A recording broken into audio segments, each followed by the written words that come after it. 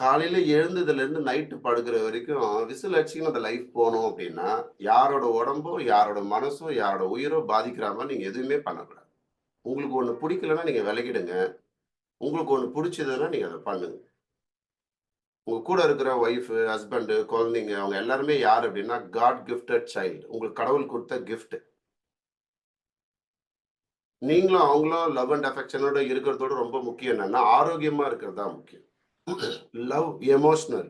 எமோஷனல்ல போய் connect ஆவாதீங்க. Emotional வந்து என்ன ஆகும் அப்டின்னா, உங்க வாழ்க்கையில சில விஷயங்கள அடையறதுக்கோ, அழிக்கிறதுக்கோ அது ஹெல்ப்ஃபுல் ஆயிடும். ரொம்ப தொந்தரவான விஷயம். நீங்க எமோஷனல்ல போய் கனெக்ட் ஆகணும். எதுல எமோஷனல் ஆகணும்னு சொல்லிட்டு வரைமுறைகள் இருக்கு. அதுல எமோஷனல் ஆகணும். நீங்க ஆரோக்கியமா இருக்கிறதுக்கு உங்களுக்கு பிராக்டிஸ் பண்ணா மட்டும் தான் முடியும். அது தன்னாலலாம் நடக்காது. தன்னால எழுப்பி விடுறதுக்கு வந்து பார்த்தீங்கன்னா, ரோபோ வந்துருச்சு. ஆனா நம்ப எழுந்துக்கணும்னு நெனச்சா தானே எழுந்துக்க முடியும். இல்லன்னா ரோபோ இங்க இருக்கும், அந்த மூலையில போய் படுத்துன்னு இருக்கலாம். ரோபோ என்ன பண்ணும்? பெட்ட ஒண்டி தான் தட்டிக்கின்னே இருக்கும். நம்ம அடுத்த இடத்துக்கு போயிடலாம்.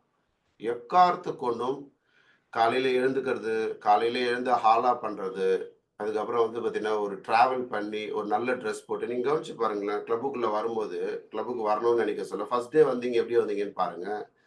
செகண்ட் டே எப்படி வந்தீங்கன்னு பாருங்க. இப்ப எப்படி வரீங்கன்னு பாருங்க. உங்களுக்கு வந்து பார்த்தீங்கன்னா, இன்னைக்கு என்ன ட்ரெஸ் போடலாம்? இன்னைக்கு என்ன பண்ணலாம்? இன்னைக்கு என்ன இது பெர்ஃப்யூம் யூஸ் பண்ணலாம்? நீங்க ஒண்ணு ஒண்ணா யோசிச்சு யோசிச்சு பண்ணிட்டு வர சொல்ல, உங்களுக்கு உங்கள புடிக்குதுன்னு அர்த்தம். உங்களுக்கு புடிச்சதுன்னா, உங்கள எல்லாருக்கும் பிடிக்கும். உங்களுக்கு பிடிக்கிறதுக்கு என்ன பண்ணணும்? சிம்பிள். உங்கள நீங்க ரசிக்கணும்.